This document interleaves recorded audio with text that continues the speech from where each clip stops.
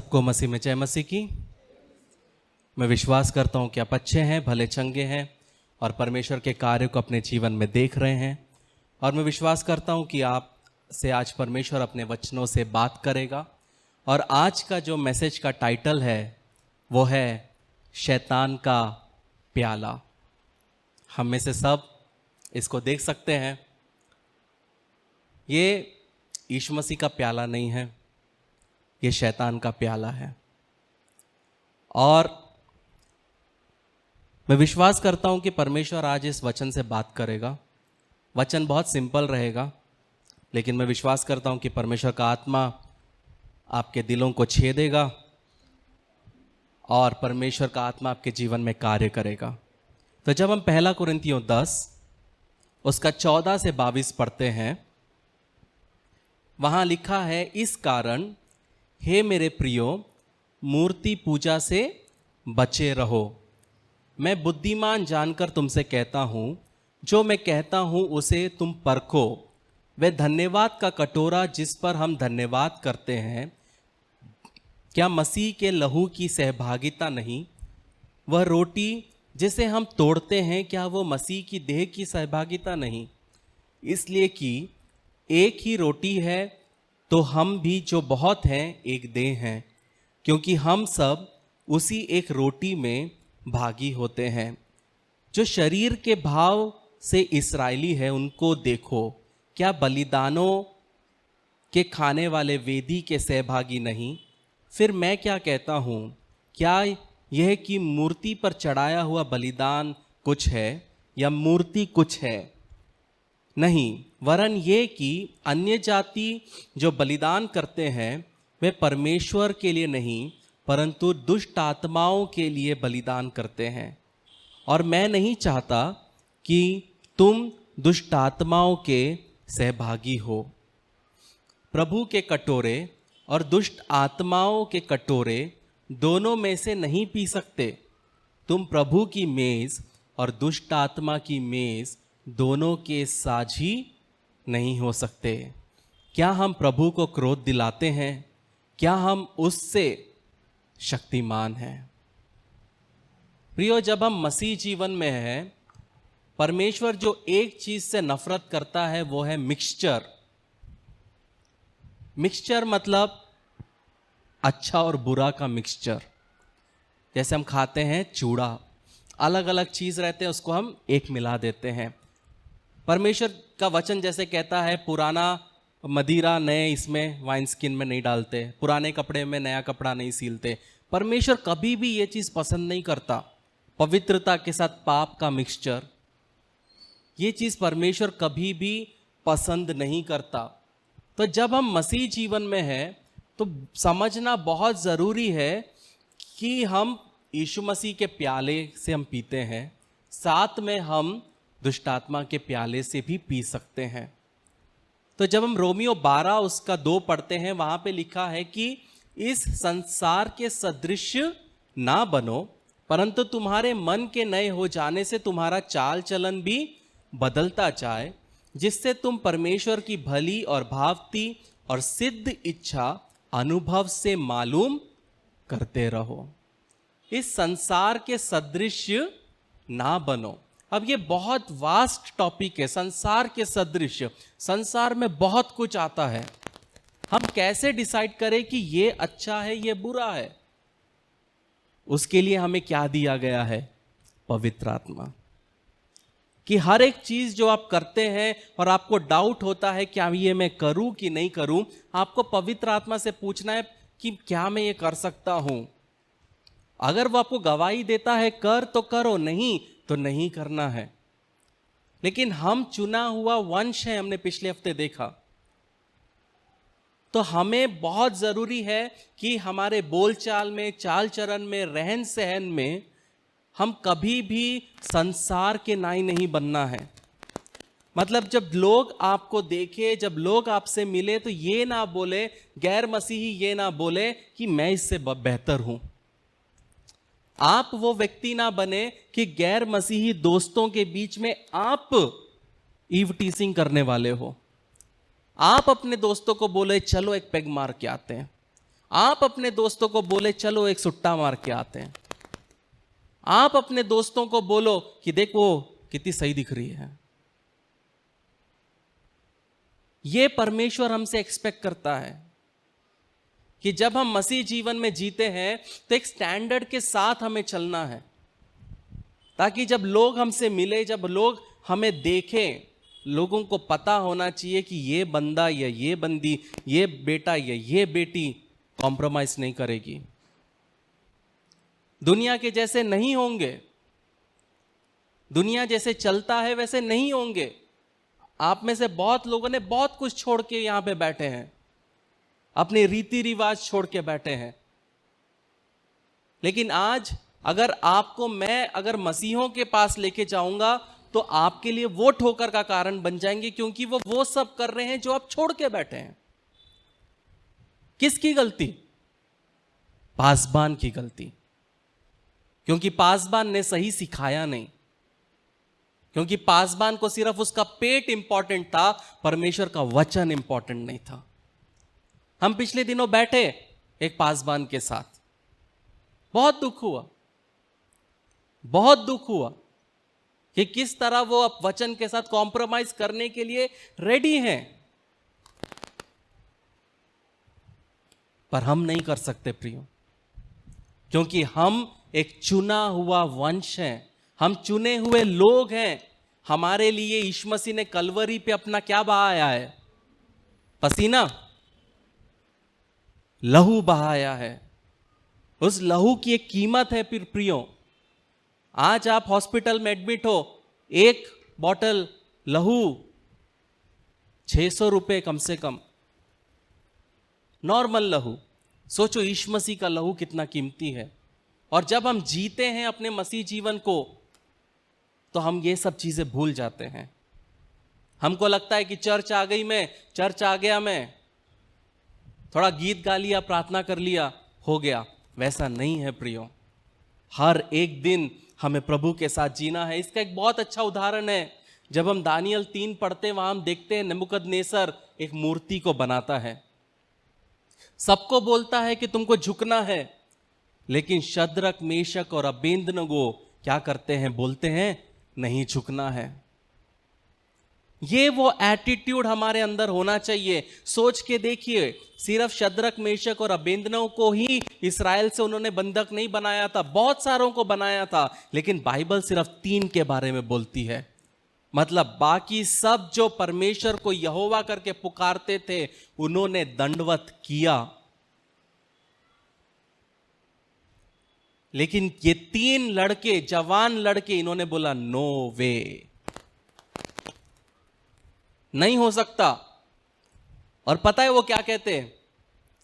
जब हम 16वां वचन पढ़ते हैं, वहां लिखा है, शद्रक, मेशक और अबेदनगो ने राजा से कहा, हे नेबुकदनेस्सर, इस विषय में तुझे उत्तर देने का हमें कुछ प्रयोजन नहीं जान पड़ता।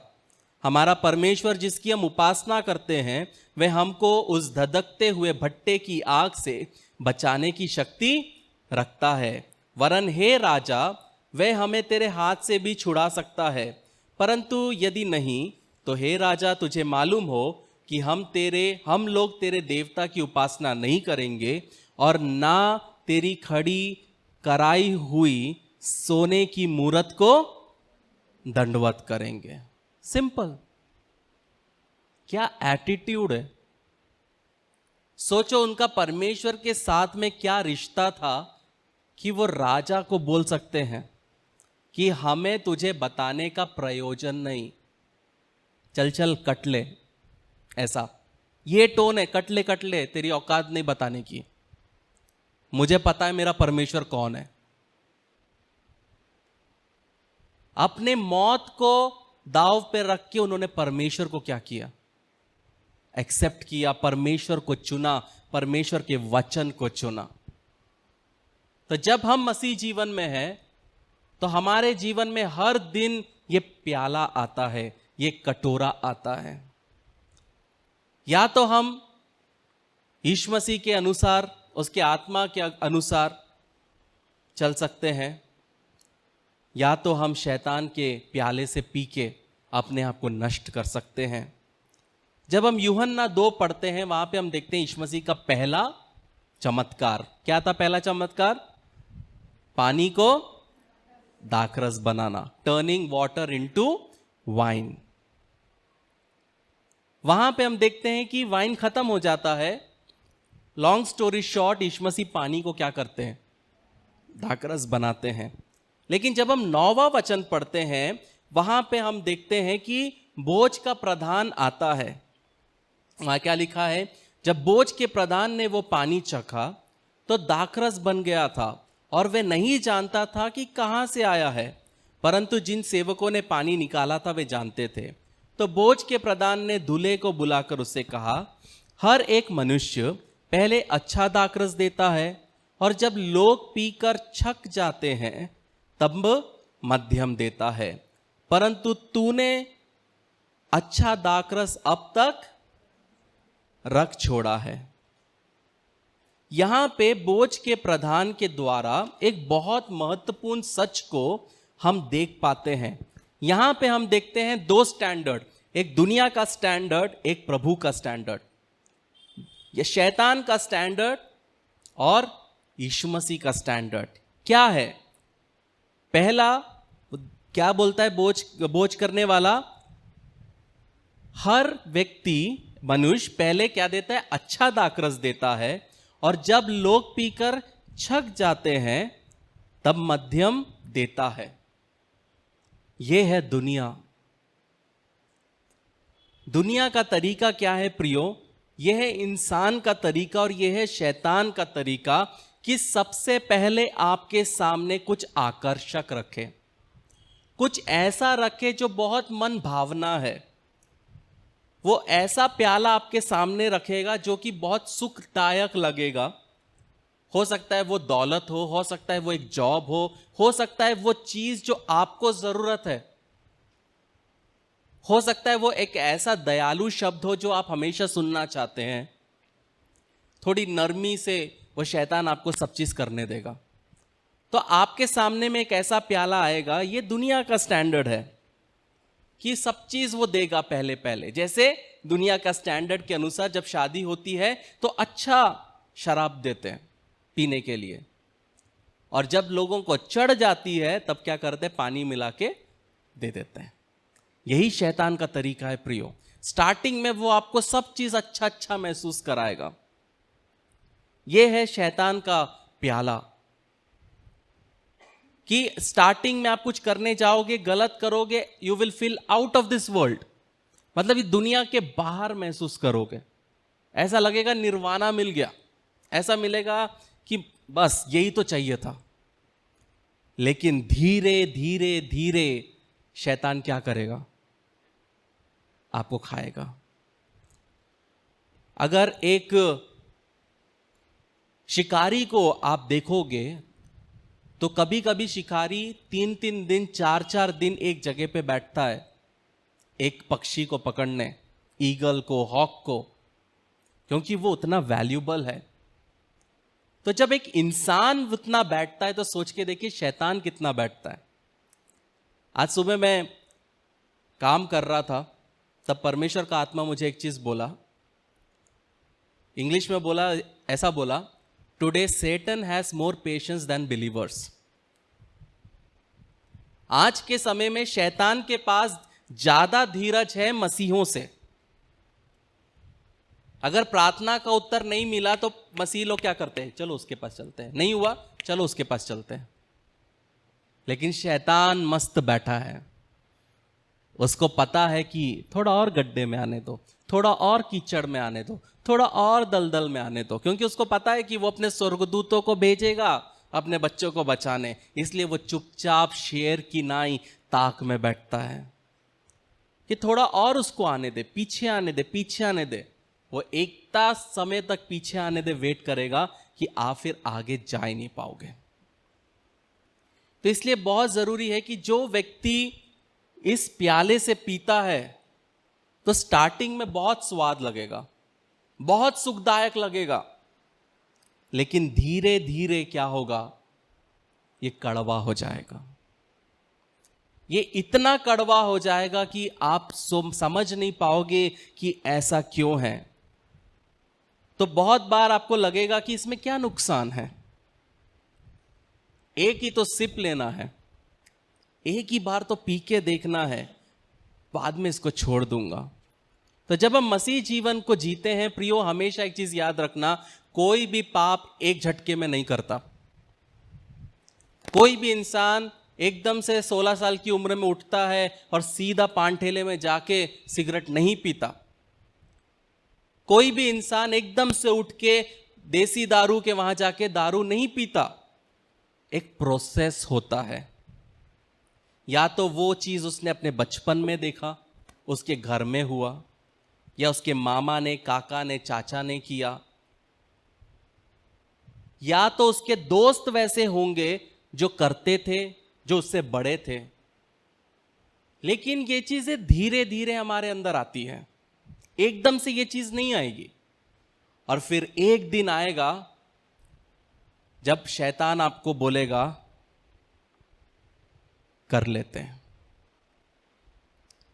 और आप बोलेंगे क्या होता, एक बार ही तो ट्राई करना है।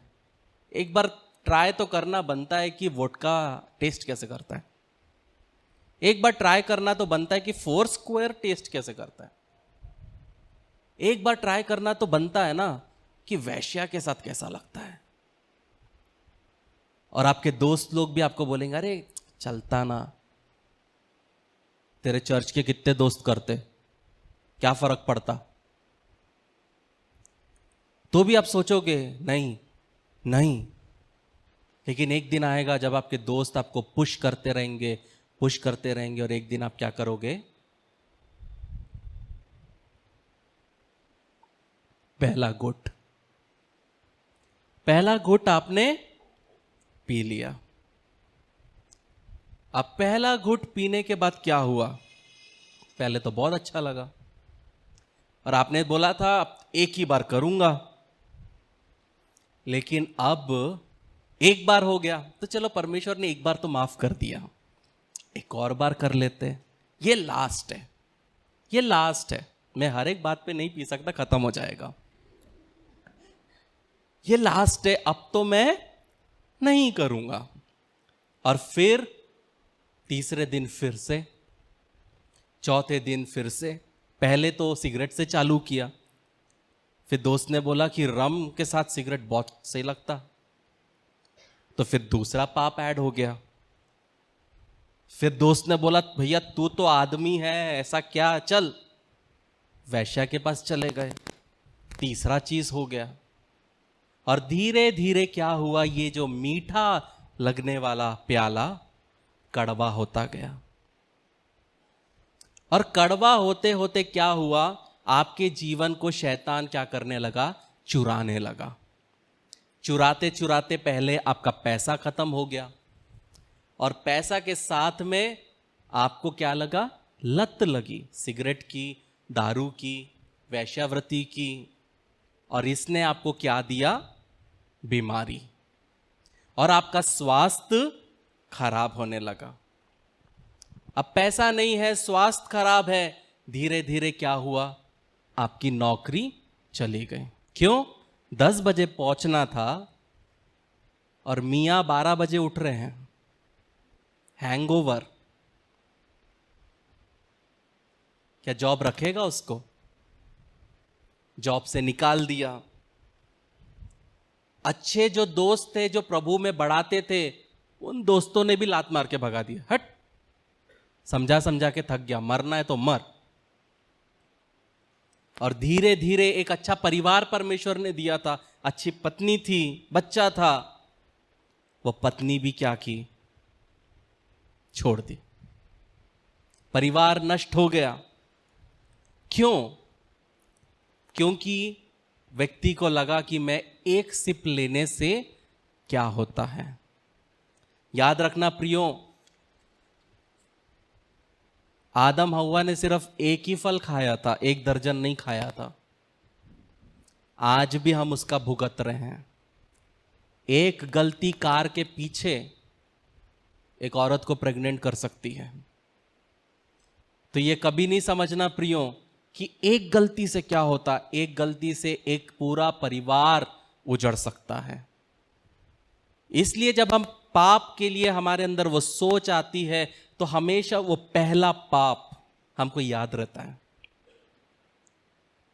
क्योंकि हमने तब क्या किया, पवित्र आत्मा की ना सुनते हुए हम उसके अंदर क्या किए, हम घुसे। तो क्या हुआ, शैतान ने एक बहुत सुनहरा प्याले में क्या किया, इसको दिया और हमने पी लिया, और धीरे धीरे ये हमको क्या कर रहा है, खा रहा है। खाते खाते महीने हो गए, साल हो गए, फिर धीरे धीरे शैतान क्या करता है, एक दूसरा घुट लाता है, और ये घुट लाता है और हमको पीना नहीं है, लेकिन अब शैतान बोलता है तो ये पीना तो पड़ेगा भैया। तो आप क्या करते हो, एक और सिप लेते हो। अब ये सिप क्या है, शैतान इस घूंट में क्या करता है, असंतोष को लाता है, अनसैटिस्फैक्शन। अचानक से अभी तक आप जो कर रहे थे अब आपको बिल्कुल पसंद नहीं आ रहा, आप हमेशा असंतोषजनक महसूस करने लग गए, सैटिस्फैक्शन ही नहीं आ रहा। पहले कम से कम लाइफ में कंटेंटमेंट था, मतलब ठीक है जितना है उसमें खुश है, लेकिन जब पहला प्याला पिया तो शैतान ने काम करना स्टार्ट किया। अब धीरे धीरे लाइफ में क्या हो गया, सैटिस्फैक्शन नहीं है। मतलब हमने संसार को चख लिया, हमने पाप को चख लिया, अब जी नहीं भरता मेरा, ऐसा हो जाता है। मतलब 12 बियर पी के खत्म कर दिए फिर भी और चाहिए। कोकेन की एक लाइन काफी नहीं है, 12-13 लाइन तो करना है। और जब ऐसे करते जाएंगे तो फिर एक पत्नी तो काफी होगी नहीं, और फिर धीरे धीरे एक पति भी काफी नहीं होगा, और फिर धीरे धीरे पति पत्नी का रिश्ता भी काफी नहीं होगा, उनको और लोग लगेंगे। ये शैतान क्या करता है, इस तरीके से परिवार के अंदर धीरे धीरे वो क्या करता है, असंतोषपना को लाता है। सैटिस्फैक्शन नहीं लगेगा, आप जियोगे लेकिन आपको लगेगा मैं क्या जी रहा हूं, सब तो कर रहा हूं लेकिन कुछ भी मेरे लिए अच्छा नहीं है। आप हमेशा और कुछ एक्साइटमेंट करने की कोशिश करोगे, नए नए वैरायटीज को क्या ट्राई करने की कोशिश करोगे, नहीं मिलेगा। वो शैतान का दूसरा प्याला है प्रियो। मैं ऐसे लोगों से मिलता हूं प्रियो, जो 2 रोटी और दाल खाते हैं, लेकिन उनके साथ बैठो और बात करो, क्या कंटेंटमेंट है, क्या खुशी है। मैं एक ऐसे परिवार को जानता हूं जो 10 रुपए 20 रुपए की कनकी खाते हैं, खाते थे, पैसा नहीं है, कुछ नहीं है, सिर्फ वो चावल आलू के साथ में सीटी मारते थे, आलू छीलते थे, उसमें नमक डाल के खाते थे, टेस्ट नहीं है तो मिर्ची खाते थे, लेकिन कोई बीमार नहीं पड़ता था, वहां पे परमेश्वर का हाथ था उन पे।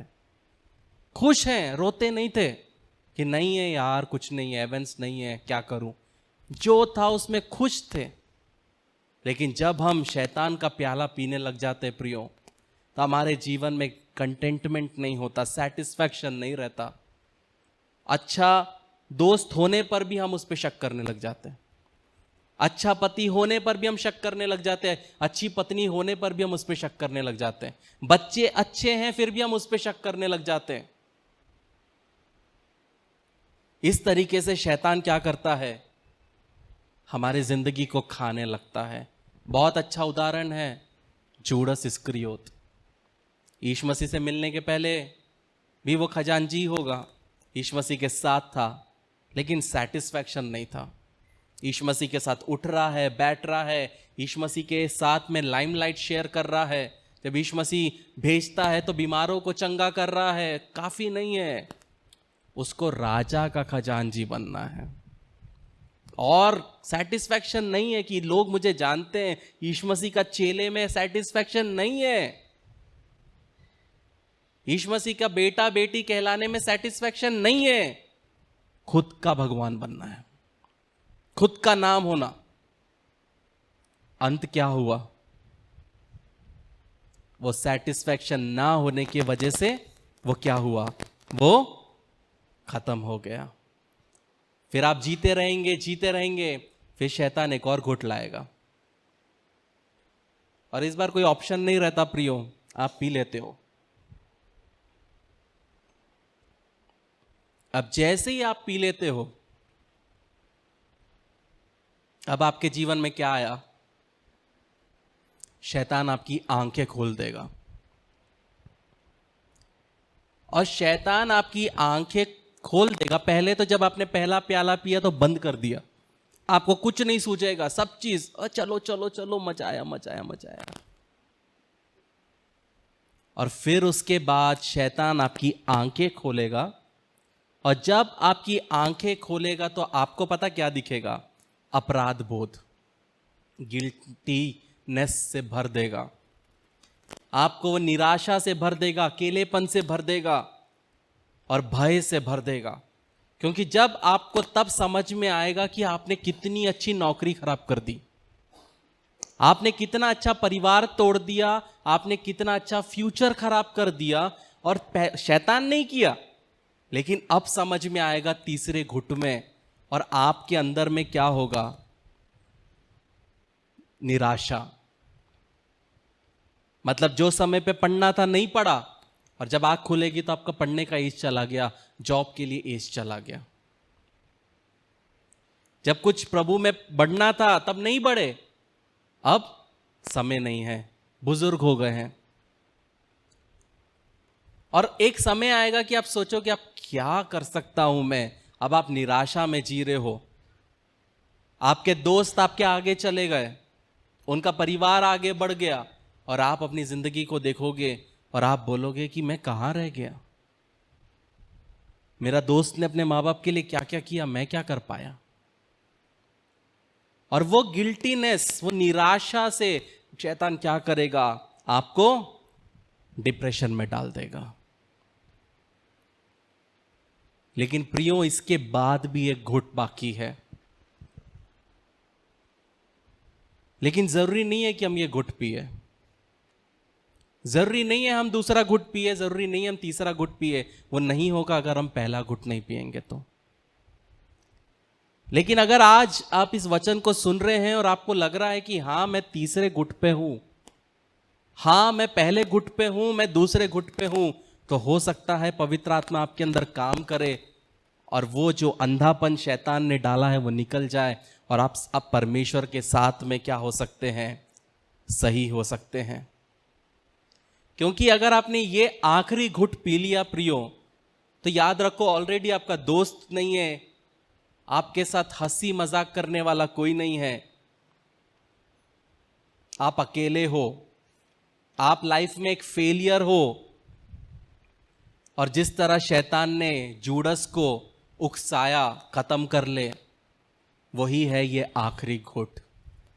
और शैतान चाहता है प्रियो हम ये करें, शैतान चाहता है कि हमारा जिंदगी खराब हो, और हम क्या करते हैं? हम उसको मौका देते हैं।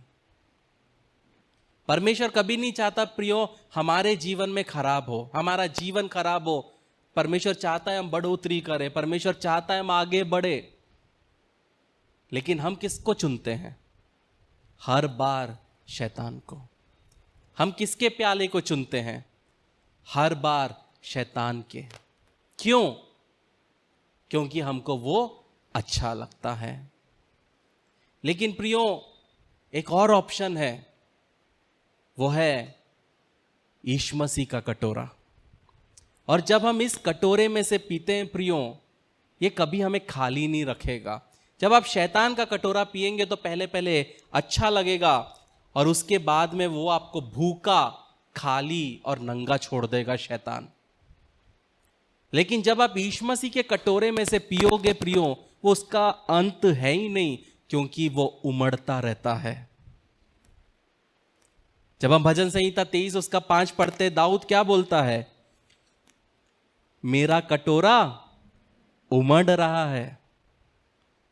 यह है यीशु मसीह का कटोरा प्रियो। यीशु मसीह चाहता है कि हमारा कटोरा उमड़े, ना कि हम नष्ट होते जाएं। जब हम लूका 14 उसका 17 पढ़ते, वहां यीशु मसीह कहता है, आओ अब भोजन तैयार है। आपके लिए सब कुछ वो कर चुका है, बस आपको आके क्या करना है, उसके साथ मिलना है।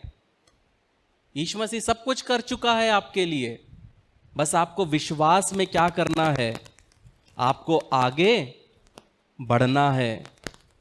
क्योंकि अगर आप शैतान के प्याले से पियोगे तो अंत नष्ट है, आप जिंदगी खराब कर दोगे। लेकिन जब आप यीशु मसीह के कटोरे से पियोगे, वो आपको तृप्त करेगा, क्योंकि वो जो जल देता है वो हमें तृप्त करने वाला जल है। दुनिया का जब आप जल पियोगे, शैतान का जब आप जल पियोगे, वो हमेशा आपको खाली छोड़ेगा और आप कभी भी आगे नहीं बढ़ पाओगे प्रियो। शैतान का प्याला पीते पीते कुछ समय में आप खत्म हो जाओगे, लेकिन यीशु मसीह का प्याला जब आप पियोगे प्रियो, वो आपके पापों को धो के शुद्ध करेगा, वो आपके जीवन को ताजगी से भरेगा, वो आपके जीवन में बढ़ोतरी को लाएगा और उसका अंत नहीं मिलेगा। अगर मैं इसको पी लूं, जो कि शैतान का प्याला है, मतलब खत्म। लेकिन यीशु मसीह का अगर ये प्याला होता तो मैं जितना पीता उतना भरता, और सिर्फ भरता नहीं, धीरे धीरे उमड़ता। यह है प्रियो यीशु मसीह का कटोरा। हम सबके जीवन में प्रियो चुनाव करना हमारा जिम्मेदारी है। हमको चुनाव करना है, हमें डिसीजन लेना है कि क्या मैं शैतान के प्याले में से पीऊंगा या मैं यीशु मसीह के प्याले में से पीऊंगा। संडे को हम यीशु मसीह का प्याले से पीते हैं, कलीसिया में आते हैं, लेकिन मंडे से सैटरडे हम क्या करते हैं प्रियो? हमारा कितना इंपॉर्टेंट है परमेश्वर, हमारे लिए कितना इंपॉर्टेंट है, यह दिखाता है कि हम कौन सा प्याले से हमारी जिंदगी में पी रहे हैं। क्या हम परमेश्वर को प्रथम स्थान देते हैं, या जब कुछ भी नहीं बचता तब जाके हम परमेश्वर को स्थान देते हैं? हम शैतान के लिए हर चीज करने के लिए तत्पर हैं, हर दुनिया की चीज करने के लिए हमारे पास टाइम है, लेकिन परमेश्वर का काम करने के लिए टाइम नहीं है। परमेश्वर के सन्मुख में बैठ के प्रार्थना करने के लिए टाइम नहीं है, बाइबल पढ़ने के लिए टाइम नहीं है। हम किस प्रकार के विश्वासी बन गए हैं? जस्ट बिकॉज हम बचपन से वचन सुने हैं तो इसका मतलब यह नहीं है कि हमको फर्स्ट जगह मिलेगा वहां पे। जूडस इस्करियोत परमेश्वर के पुत्र को चूमा, फिर भी नरक में चला गया। यह बात हमेशा याद रखना प्रियो। आप यीशु मसीह के इतने करीब हो सकते हैं, लेकिन फिर भी आप नरक में जा सकते हैं।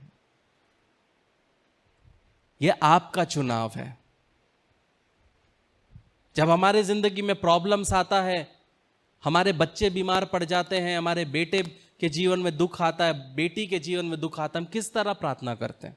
रो रो के प्रार्थना करते हैं, उपवास करके प्रार्थना करते हैं। और बाकी समय जब सब ठीक चल रहा है तो तू कौन, मैं कौन? ये एटीट्यूड हमें हटाना है प्रियो। जब आप परमेश्वर को प्रथम स्थान देना चालू करोगे, तभी आप परमेश्वर को अपने जीवन में कार्य करते हुए देखने पाओगे। इन वचनों से परमेश्वर हमें आशीषित करे। तो आप विवाह के लिए आगे कदम बढ़ाने को तैयार हैं? बधाई। इससे पहले कि आप अपनी शादी के दिन की तैयारी में जुट जाएं, योजना बनाएं और परेशान होने लगें, एक सबसे महत्वपूर्ण बात न भूलें, आपकी शादी। एक अध्ययन के अनुसार विवाह पूर्व परामर्श या वैवाहिक थेरेपी पूरा करने वाले जोड़ों में तलाक की संभावना 31% तक कम होती है और कोर्टशिप टू मैरिज इसमें आपकी मदद करता है। हमारे कोर्स और पाठों में विवाहित जीवन के संघर्षों, वास्तविकताओं और रोजमर्रा की दिनचर्या जैसे कई विषय सम्मिलित किए गए हैं। इस कार्यक्रम पर कई जोड़ों का भरोसा रहा है जो जिंदगी के इस नए स्तर पर जाने के लिए तैयार हैं। लेकिन इसके लिए सिर्फ हमारी बात को ही न माने, आप अपना पहला पाठ मुफ्त सीख सकते हैं। एक बार जब आप कोर्टशिप टू मैरिज के साथ रजिस्ट्रेशन करते हैं तो आप हमारी 30 दिन की मनी बैक गारंटी द्वारा भी सुरक्षित रहते हैं और आप तैयार हैं एक सुखी वैवाहिक जीवन के लिए। courtship2marriage.com पर आज ही अपना पहला लेसन शुरू करें।